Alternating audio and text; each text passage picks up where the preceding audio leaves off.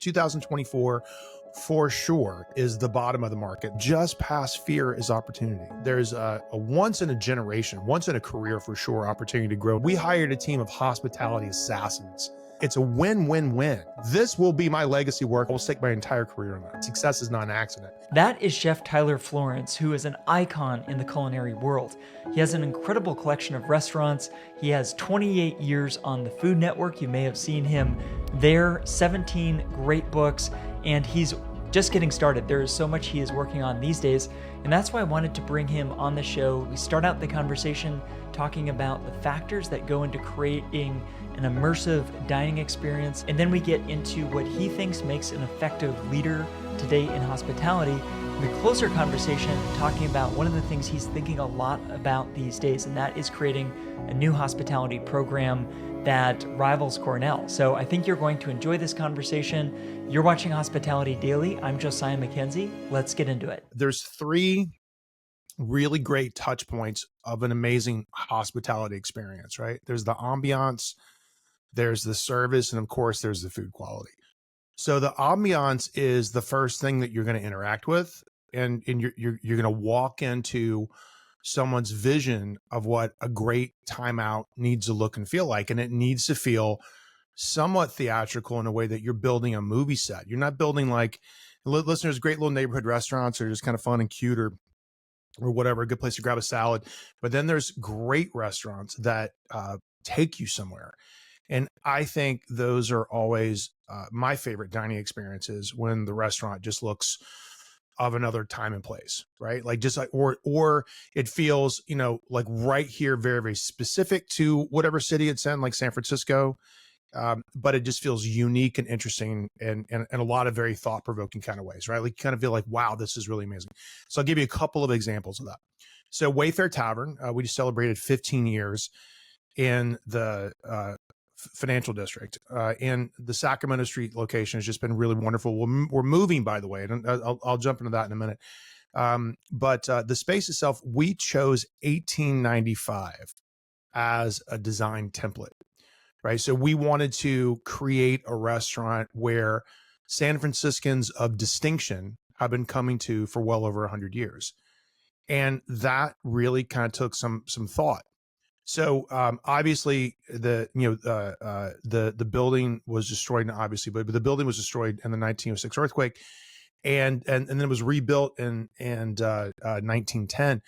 And when you walk into the restaurant itself, the back wall is very, very interesting if you know what you're looking at, right? It's rebuilt with what they call clinkers, right? And those are bricks from other burned up buildings in San Francisco. Wow. So when San Francisco is rebuilding itself, they were basically harvesting a lot of like debris and just rebuilding with what they had. And so the building was rebuilt in 1910 using debris of other buildings, which is kind of wild. So that was the first thing to me, because it used to be a restaurant called Rubicon, and Rubicon was, very posh, very pretty, very clean, very 1980s kind of a restaurant. But it didn't really have any history to it. It just felt like a restaurant that was like right now. It felt like a very right now restaurant. And then in the 1980s, they built that to feel like, okay, this is a time capsule of the 1980s. I never build new restaurants because I think that in 5 minutes they look dated. I like to build restaurants that are both timeless and timely. They feel like they've been around forever the second you open the door. When you walk into my restaurants, they're always going to feel like a joint that's been there for 50 plus years. And so we chose 1895 based upon that back wall, and it just spoke to me, right? So I sat there must have been like 2009, because we started raising money in 08. I think it was 2008. I walked in 2008, right in the middle of the economic downturn of 2008. It was just, you couldn't get a tuna fish sandwich out of anybody, much less capital to open up a restaurant. It was kind of a nightmare, specifically in San Francisco. And so I just sat there and I just sort of meditated on the room, and all of a sudden, to me, like, it just sort of spoke to me like, this is not a new restaurant. This is an old restaurant. This is a really old restaurant. So we started just sort of thinking through what, the look and the feel, and started doing some homework. And in San Francisco, cafe society before the earthquake, and San Francisco was a very posh, and it always has been, and it still is today, very posh, very cosmopolitan city, right? And so the terminology continental cuisine was coined in San Francisco. Wow. Because wild, right? Because of the international feel of the gold rush. There were mining companies from all over the world that set up shop in San Francisco, and San Francisco's always been about bubble and bust. It's always been about prospecting and, the future of people gambling on what the next thing will possibly be. So a lot of companies from all over the world, from India, from Japan, from China, from Italy, from specifically in Italy, and so they kind of created this multicultural continental sort of dining experience inside San Francisco. And so you could literally hop around San Francisco and have food from all over the world. Thus, the phrase continental cuisine was sort of created inside the city of San Francisco. Very, very fascinating stuff. So we found a book called Wayfare. I know it called what was it called? I'm blanking on the name of the book. It was a very, very good book. Anyway, it will come to me in a second. But the phrase Wayfare was referred to people in San Francisco that knew of cafe society in New York, knew of cafe society in Paris, happened to live in San Francisco. So as soon as I saw this name, I'm like, oh my God, what a beautiful name. It just kind of rolls off the tongue. It looks really great in script, and so we called it Wayfare Tavern. And then we built this restaurant, this movie set, where San Franciscans of distinction have been coming to for well over 100 years. We did such a good job at it. Like I bought a tobacco barn in Kentucky, and I had it broken down plank for plank and then shipped to California and then remilled as our flooring, because you can't fake 100-year-old floor, right? That real wood, and even although it's a little dissipated now, when we got the wood, it actually smelled like tobacco. And it just kind of felt like a really old look, and it looked perfect, right? I'm like, that's exactly what we need to do. And so I like building restaurants that feel like that. So that's one of three really, really important steps of opening a very, very successful restaurant, is to make sure that the dining room tells a story almost without having to say anything. It just tells a story. And so we built Wayfare Tavern. We just celebrated our 15th year with the third highest grossing restaurant in the city of San Francisco. And we put fried chicken on the menu, right? And we wanted to make it a distinctive, unapologetic American restaurant that celebrates just like great American vibes and really, really good food. And I thought we did a really, really great job with that.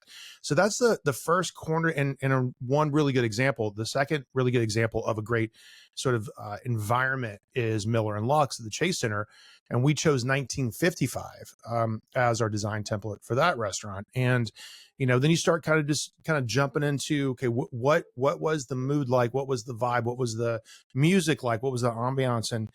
And I thought we built a really beautiful mid-century American restaurant there too. It's really great. So I never go new, right? I just think it's such a design mistake to go new. I like old, and I think old plays really well, and old has longevity. Right? If you build a restaurant that feels like it's been around for a long time, it feels very, very comfortable, it feels successful, it doesn't feel like it needs to be broken in. And I think a lot of restaurateurs make that mistake. They'll go new, and then 5-7 years later, it kind of looks tired, versus looking sort of like broken in, like a beautiful old leather chair, like right behind me, right? Like that chair is 100 years old, right? And so, and it looks awesome, right? And it's a really great old, that chair is from Paris. And so that to me is it needs to feel like it tells a great old story. And then there's the food and there's the service that kind of comes along with it. But I think that's the most important thing you start with, is the ambiance. I appreciate you getting into that, because people know you around the world as a chef, but excellence isn't an accident, right? And you spend so much time and thought around thinking about the environment, the design, and transporting people, right? And it's all of these elements working in concert. I want to talk a little bit about San Francisco. You described it many ways. For you, what's compelling about San Francisco?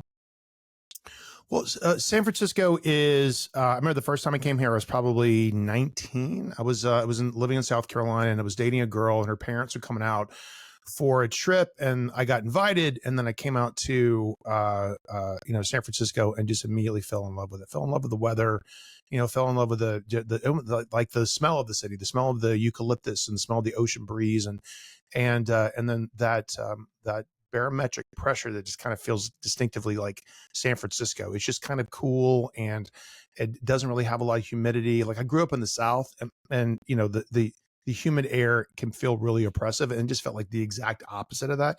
It just felt like a place where we just like, I'm not going to sweat today. It's just so gorgeous outside. The sun's beautiful. And then we had a couple of really good dinners. I remember at 19, that just sort of like really, really just changed my life in a lot of ways. And there's another thing that was really important too. All these like interesting things just sort of stack up and go, okay, San Francisco is my place. So when I was 8 years old, there was a very famous commercial series by Visa, and the commercial was specifically about restaurants, and the tagline was, "Don't forget your Visa card because they don't take American Express," right? And so there was let's see if I can pull it up real fast. This might be kind of fun. But there was a commercial about Fog City Diner. So I can find this. If I can pull this up quick, I'll be a genius. That as an 8-year-old young man sitting in San Francisco, sitting in Greenville, South Carolina, my hometown, all of a sudden there was a little window to the world of what was happening on the West Coast of the United States. I'd never been there. And the restaurant looked kind of fun. And it was the reason I wanted to become a chef. And it was the That's reason amazing. I wanted to come to San Francisco. And so, yep. And let's see if I can find this. We'll have to include a link in the show notes to this for people watching or listening. This is great though, because I love hearing the story behind, how do you fall in love with a place? So it's a commercial. It starts to stack up.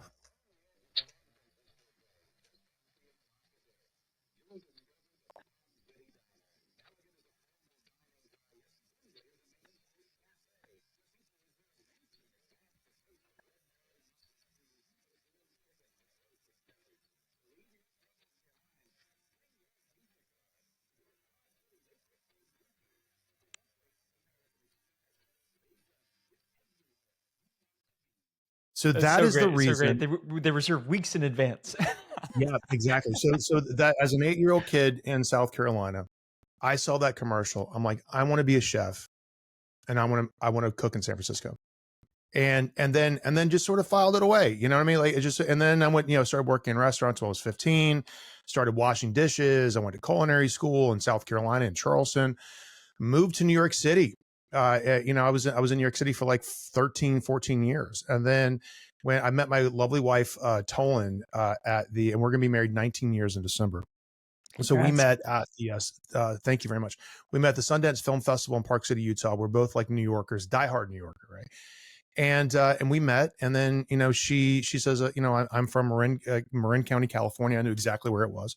And so we started dating. We dated for 2 years before we got married, and we'd come see her parents and things like that. And I'm like, there's San Francisco. Yeah.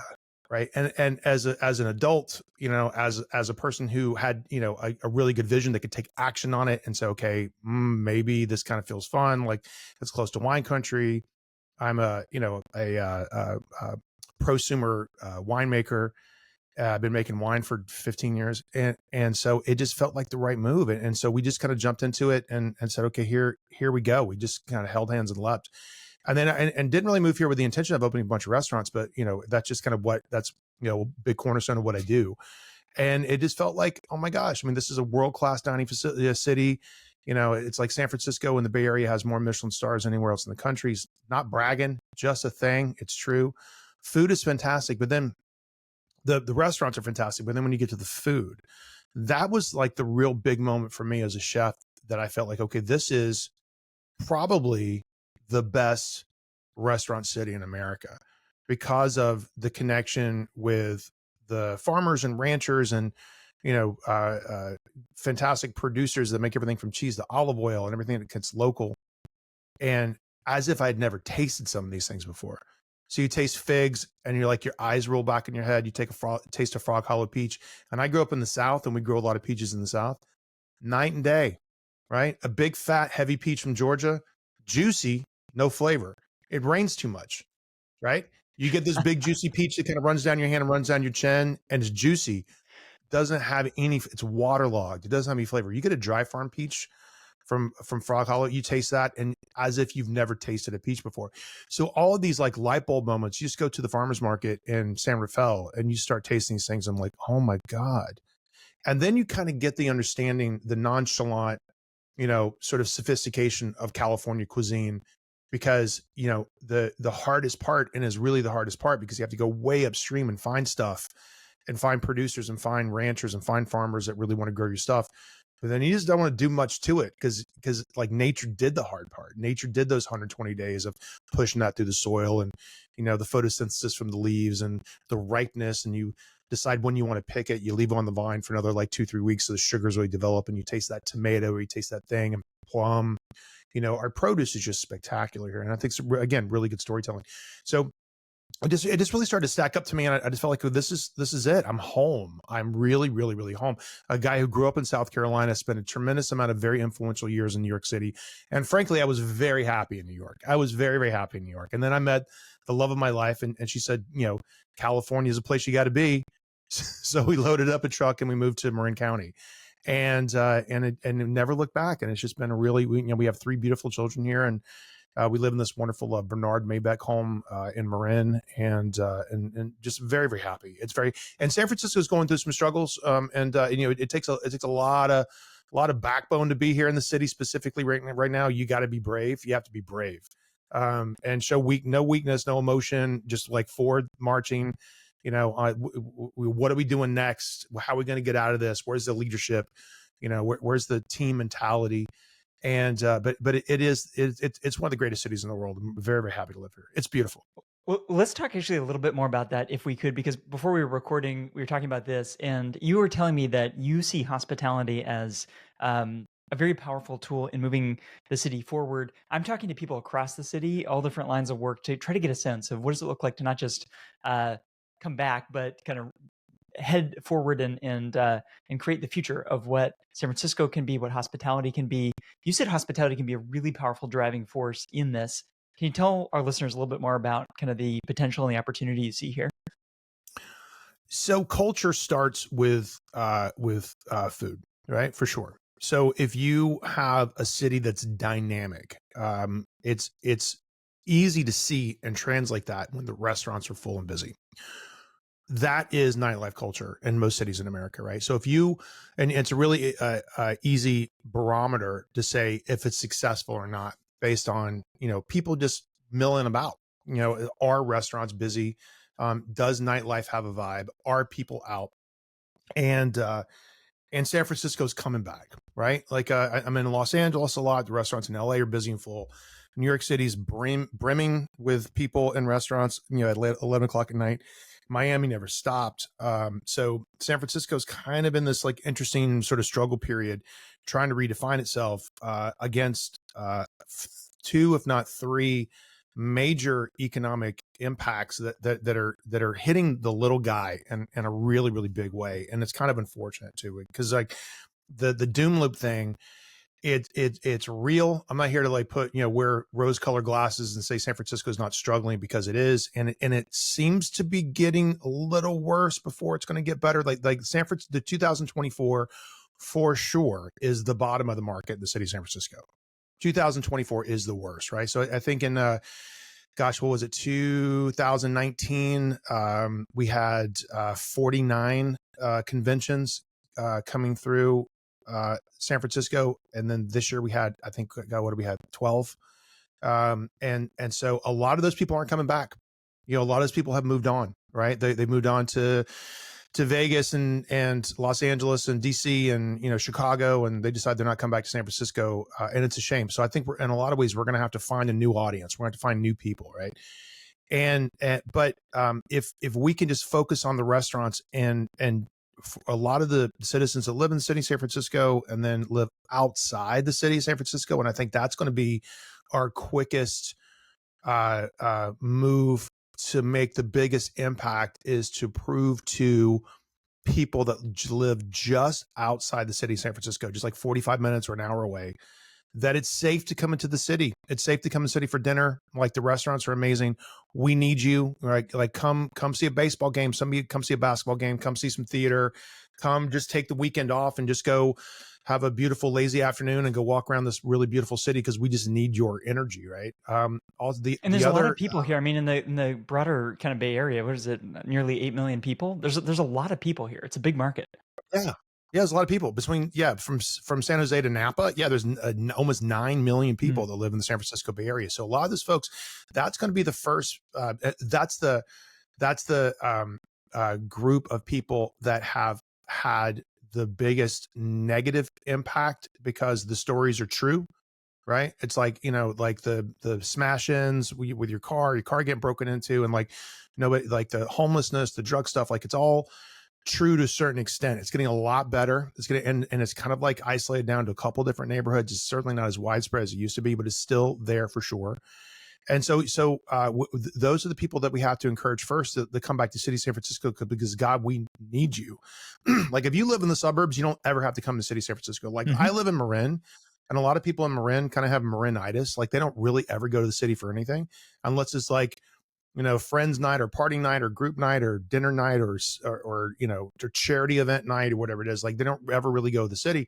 And I think it's kind of a shame that we're not focusing on the impact of that immediate negative conversation that they've been listening to, unfortunately, for the last like 2 or 3 years, that San Francisco is kind of a dangerous place, right? So those are the first people we have to encourage to come back, for sure. Those are the people, right? And then if we can save some restaurants, right, by keeping them busy, if we can save some neighborhoods by making sure the restaurants are successful, because that is the backbone of culture, and if you lose them, nobody's really coming to save anybody.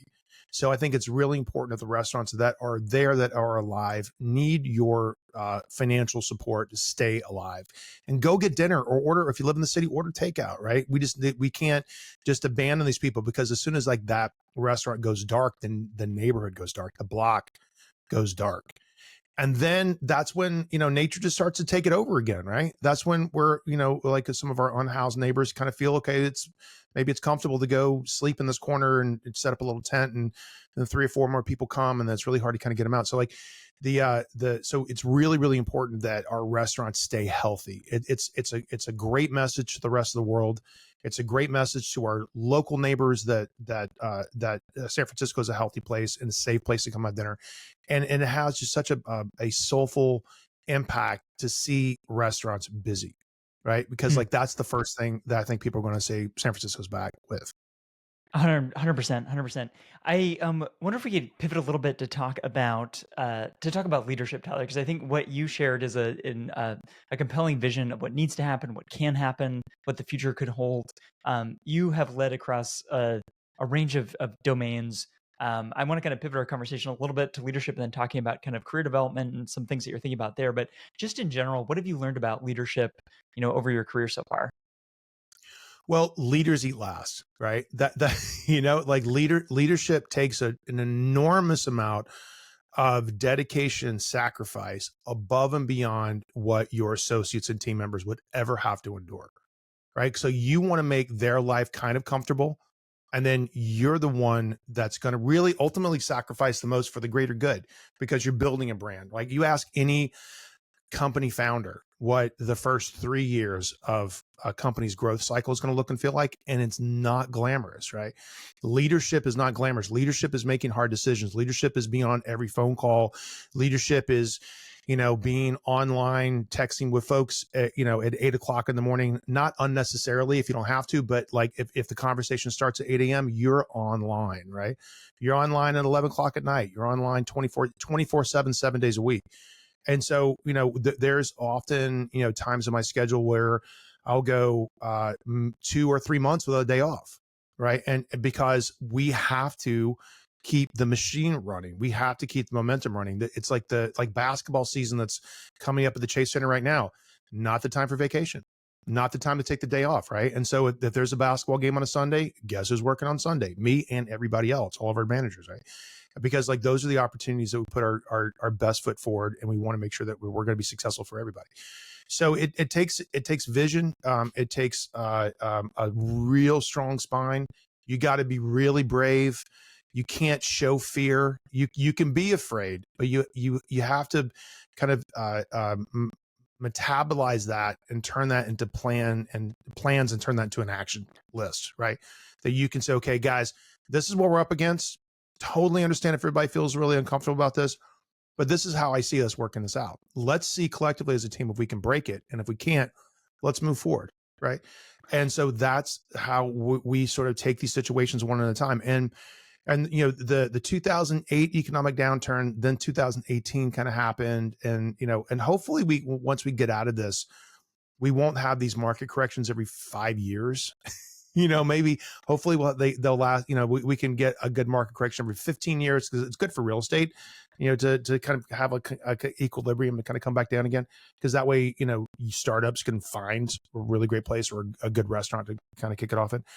But you just have to ultimately be brave, right? And so just past fear is opportunity. Just past that, there's right now specifically a once in a generation, once in a career for sure, opportunity to grow in the city of San Francisco, because the deals that we're making right now with real partners, right? Like we can kind of jump into our very specific business model of how we do it, but there are great developers right now that have empty retail spaces that are willing to make deals that would not even begin to be a conversation in 2016, wouldn't even talk to you about it, right?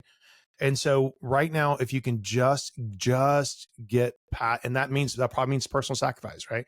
If you can just get past the fear, the opportunity on the other side of this is you'll be set for 10, 15, 20 years. I appreciate you getting That's into what that, because I think for people thinking about their own careers, kind of what opportunities lie ahead, you have to have that vision of kind of what is possible in the future. And I guess I'd love to get your thoughts a little bit on kind of why you see working in hospitality as an interesting career. One of the things that stands out to me looking at what you've done over your career is how varied it has been. If you think about a typical hospitality leader, hasn't worked across so many domains, but within the broader ecosystem of hospitality, you've done so many things. And I guess I'd like to speak with people, especially people who are new in or just starting their careers and kind of thinking about what to do. You talk about opportunity in San Francisco, kind of opportunity in the world broadly, kind of why pursue a career in hospitality? Well, you know, I always think hospitality people are born, you know, like that when you bump into people who really love hospitality, that really get it, that really love it.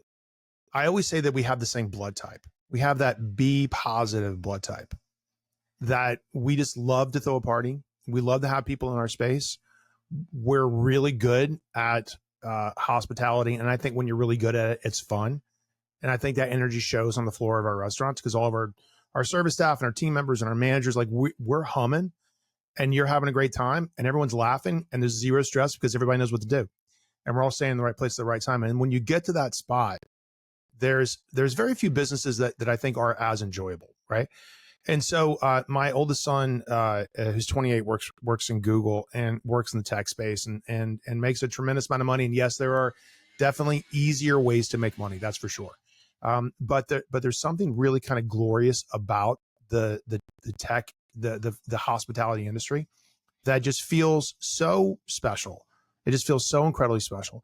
And I grew up in this. You know, I grew up working in restaurants when I was 15 years old. I grew up working in hotels my whole life. And I just don't know if there's anything else I'd ever want to do. Like everything else that I do, because obviously like a chef of our caliber, you know, there's nothing that's available that we're not either currently in or have been in at some point in time. And that's like television and merchandising and books and, you know, public appearances and all that kind of stuff. What's been the most fun and rewarding for you? God, it's all really important. I mean, like, so Yeah. American Grill, my 17th cookbook, we just released that in May. It was the #1 bestseller on Amazon in the Congrats. barbecue and grilling category, which I'm really proud of. #1 new release. And so certified bestseller, banger. And I really love that, because like that's just a different connection of kind of who we talk to in a real wide audience, right? So that's fun. I love television. You know, television with Food Network. This is my 28th year on the network. That's really important. That's like legacy work that affords me so many wonderful opportunities. I would not be who I am today without the gifts of the Food Network, for sure. I mean, we're on television in 80 countries around the world, and we get invitations to go all over the world because they've seen our television shows, and so that's kind of joyful too. But out of everything that I do, the restaurants are the most important. The restaurant's the most important More because than the Food that's where, Network, more than the bestseller books. That's saying a lot because you've done it all. So the restaurants are the most important. yes, because that's where the rubber meets the road. That's where the proof is in the pudding, where people see what you do, they hear about what you do, but when they come to the restaurants and they put a spoon of food in their mouth and their eyes roll back and they go, "Wow, I get it. I totally get it." That to me is what I'm most proud of because I'm a chef. I mean, I've been doing this my whole life. I'm 53. I started out when I was 15. Like I love working in restaurants, and right now it's like I run restaurants, also run a company. So most of my mornings are kind of locked on Zoom calls. We're about to close a deal in Philadelphia. We're about to close a deal in Riyadh, Saudi Arabia. We're about to close a deal in Los Angeles, and so we're kind of moving. We're growing, kind of almost like hockey stick, kind of growing. And so that's the first half of my day, Monday through Friday, and then I'll hit the restaurants probably 3 nights a week, 4 nights a week. Still trying to make time for the family and that kind of stuff, for dinners and that kind of stuff. But standing at the pass, wiping rims, putting Chervil on plates, shaving truffles, saying hi to folks, talking to our managers, and like that to me, I just feel I'm so at home and in my place when I am doing something that I just love the most. Talking to our new young culinary team that are just it's a whole different arsenal of culinary tools that we never had when we were growing up. So all of a sudden it's like these new kind of like fun things where okay, let's take this old technique and that new technique and let's kind of come up with something fun and really we just did this tasting last week for the new menu at Miller and Lux coming out in a week, and like my God, it's just so good. It's just so good. So I just love what we do, man. I really, really do. And so like the restaurants are probably spiritually like the most impactful thing that I can touch and do on a daily basis. And the thing that I'll be doing for the rest of my life, regardless of whatever kind of comes and goes, right? Like, so television will eventually sunset at some point in time. It always does, right? I'll be writing cookbooks forever. So that'll always be great, but I will do restaurants the rest of my life. I I'll love be, it. it's yeah. So when you see like the elder statesmen of the culinary world, and it's like the Kellers of the world and that kind of stuff, and they're probably about 10 years older than me. I think Keller's probably in his 60s somewhere, and Daniel Boulud, that he's just jetting off to Singapore and going to the F1 race and then going to his restaurant at night and shaving truffles and going, "Darling, this way, champagne and caviar." And like, God, I just want to do that forever. Yes, I please. love More of it. that. I love it. Yeah. Well, talking Yeah. about things that could be coming, where you and I first connected was actually, kind of based on this San Francisco Magazine interview where you talked about your dream of launching a hospitality institution here in San Francisco to rival Cornell. This sounds super Yeah. exciting. Tell me a little bit about this. Gosh, well, I first took a meeting with Ed Lee, the great Ed Lee, former mayor, passed away a Mhm. couple of years ago. So I went to Johnson and Wales University. At the time, the campus was in Charleston, South Carolina. It moved to Charlotte about 20 years ago. But their main campus is in Providence, Rhode Island, and it's one of the two major culinary schools in the country. There's Culinary Institute of America in Hyde Park, or Johnson Wales in Providence. And so I went. It's like Harvard and Yale, right? These two schools that kind of go back and forth. And so I went to Yale, and then I invited some contingency to come out to talk about opening up a culinary school in, must have been, gosh, 2015, right? I've been talking about this for a while. Maybe I've been talking about this for almost 10 years. So in Charleston, South Carolina, when I went to culinary school there was the perfect storm as a student. I'm very, very, very fortunate to go to culinary school where I went to culinary school when I went to culinary school, because low country cuisine in Charleston was starting to become a thing. And the reason that the restaurants are so successful is because they had a culinary institution feeding the restaurants with super high quality, well-trained labor that really wanted to be there. They were building their careers, their early part of their careers on the resume based off working for talented chefs. So chefs had this like unlimited amount of labor that they could be really, really choosy with. And so every day they'd get 25 resumes from young, hungry students that they can go, okay, like you, you need some work, come back, and like, I like you, let's go. And you start to kind of build these dream teams. So that was the world that I grew up in. And I think that San Francisco specifically now needs to be fortified with young, hungry culinarians, not just culinary, but people in the hospitality industry, uh, and all different sort of positions, hotels, legal, culinary, pastry, that kind of stuff. And so was talking to Mayor Breed about this and talked to her a couple of times about it. And I think if we could put something together, I feel like it needs to be part of the UC system to really be taken seriously. Right. And so I think that to me feels like a fun opportunity, but we're talking about legacy work here. Like if we could build a culinary institution in San Francisco, because what are we known for? Our food culture. That's what we're known Yeah. for, right? And so that's what we're also known for tech and all that kind of stuff too, but we're really known for our food culture, right? Our food culture is undeniable. It's the reason Alice Waters wrote the foreword for my latest cookbook, right? Because she's a dear, dear, dear friend of mine, and I so believe what she believes in, right? And if we can create this loop of folks that, because around 2015, 2016, we started hitting this labor shortage in San Francisco because of the tech boom. Okay, so all of a sudden it's like these tech companies were coming in and then just throwing all kinds of crazy money at young, kind of underqualified people, but like throwing a lot of money at a lot of people, right? And then all of a sudden it's like these affordable houses in the Mission, affordable apartments in the Mission start to become $4,000, $5,000, $6,000 for a 1-bedroom. And just because that's capitalism, it's supply and demand in markets. And so the folks that work in the city of San Francisco that don't make $250,000 a year, doing whatever, they had a really hard time struggling and keeping up with that. So, and that really hasn't corrected yet. That really hasn't corrected. It's still very, very expensive to live in the city of San Francisco. So if we could change the model, instead of saying, okay, if it's, because I have associates that live in Sacramento that commute every day. That's a long drive. It's a long drive. Yeah. A long drive, right?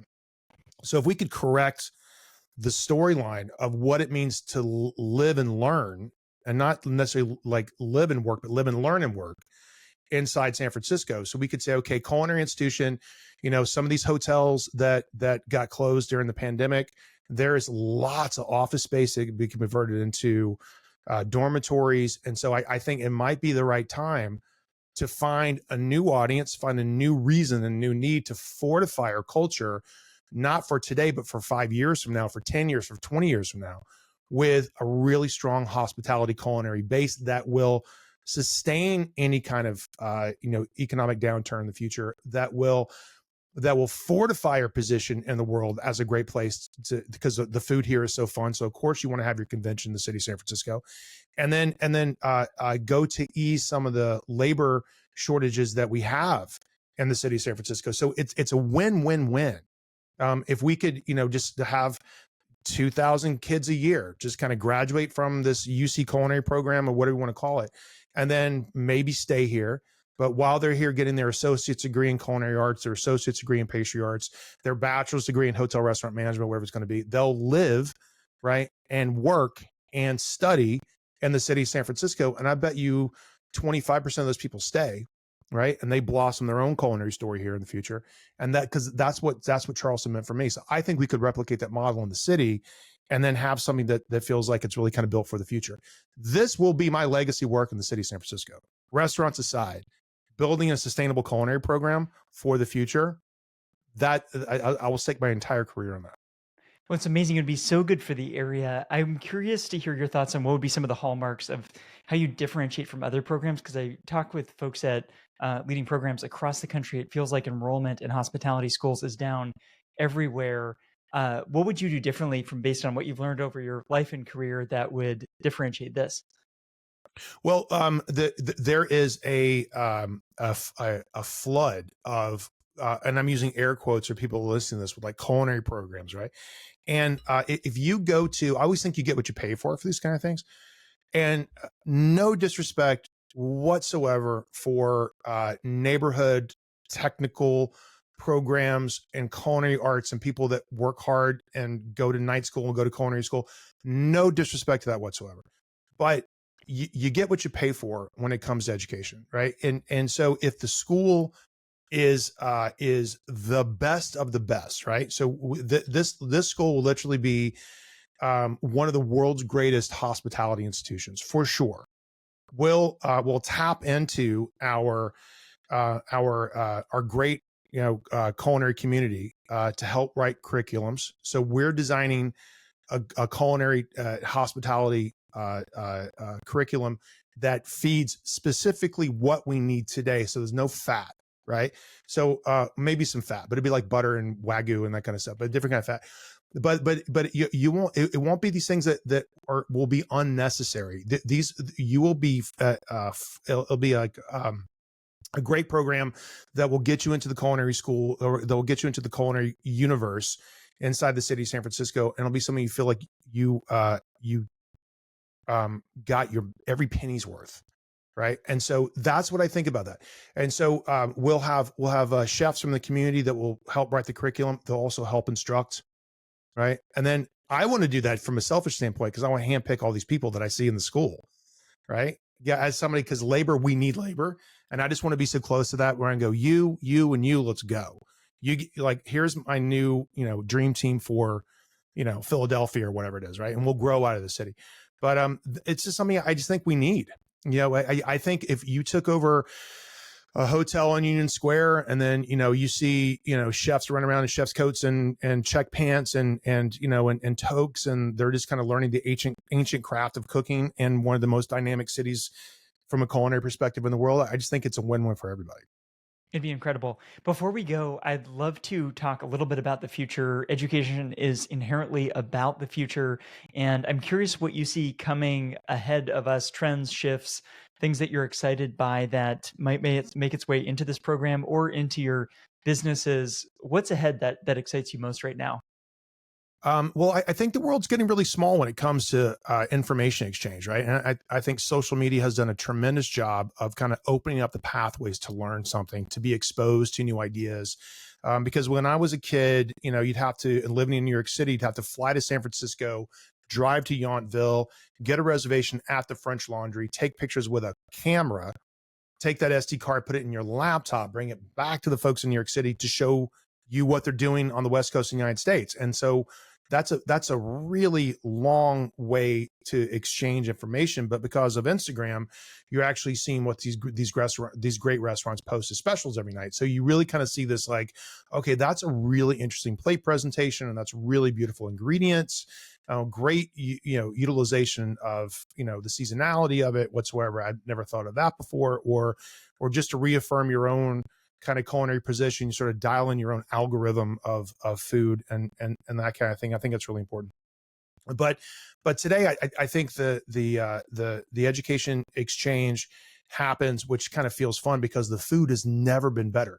America has never had a better culinary scene than where we are right now. We have the best chefs in America right now, and great restaurants are popping up all across the country. I travel a lot, and the food is just dynamic and really, really good. There's, there aren't restaurants that are like, okay, this is cute for this town, right? There's like the dynamic restaurants with spectacular hospitality programs in cities all over America now because of, I think, because social media, that information exchange.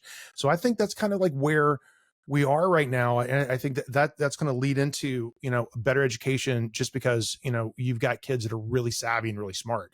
Because I remember when I was growing up, going to culinary school, I'm looking at my desk. If I happen to have a current copy of Art Culinaire, I probably do someplace.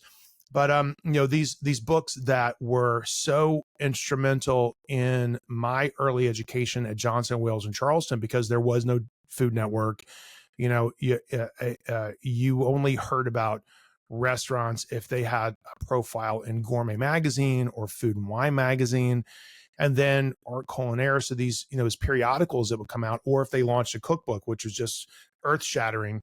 When a chef wrote a cookbook, because you get it, you sleep with it, you crush every recipe, study every plating style, cook most of the book, and so that was a real fun generation. But I think right now it's so tight. There's so people kind of understand what's happening outside the world on a real high level, and it's really kind of wonderful to see.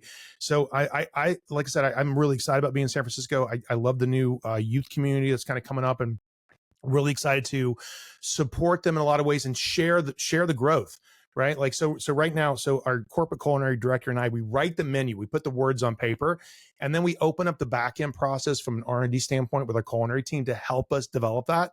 So we'll say, okay, here's what we're doing. Here's what I'm thinking about. I wrote these beautiful words. Here's what I'm imagining.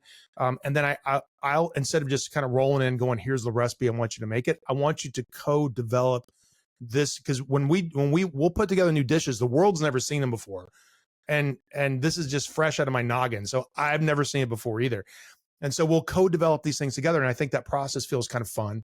And so, my culinary team, we hired a team of hospitality assassins to take our restaurants, right? And I love sharing that with them, just because they're just so good at it. And so we kind of open up the gates and be able to share that thing back and forth with our top tier management team. Like our P&L meetings are kind of holy territory. Because we for good or bad, listen, because these are always every day is a learning opportunity. You said something very important right at the very beginning of this podcast, and you said success is not an accident, and you're right, because success is not an accident. Listen, everybody listening to this podcast right now, success is not an accident. You have to, with an acute level of reverence, follow the good days, do more of that, track the bad days, do less of that, and just try to get a little better every single day, right? If you have a bad service, it's not the end of the world, but it's an opportunity to ask questions of why. Like, so last Thursday, we crushed it. This Thursday, we had a 45-minute wait on entrees. What happened? And you can track those things back to casting, like who was in the right place at the right time, not really tracking the pacing of the reservations, the way they come in. So you can get to a real tight level of bouncing in between really good and great all the time. You just have to track them. Success is a formula that you just have to repeat as often as you possibly can, but it's definitely not an accident. I love that. That's a great note to end on. I'm going to include links in the show notes to your social media profiles, your websites. You work across a lot of domains. Is there anything you want our listeners or people viewing this to check out? Any kind of things you want to spotlight? Come to San Francisco, man. It's like Tony Bennett left his heart here. You can too. The city's spectacular. It's so dynamic. The restaurants are really great, and we're gonna hold hands and we're gonna get through this together. San Francisco is not going anywhere, right? Do not count out the city of San Francisco, and the restaurants are amazing, and we just love being able to celebrate the culture here. So thank you for your time today.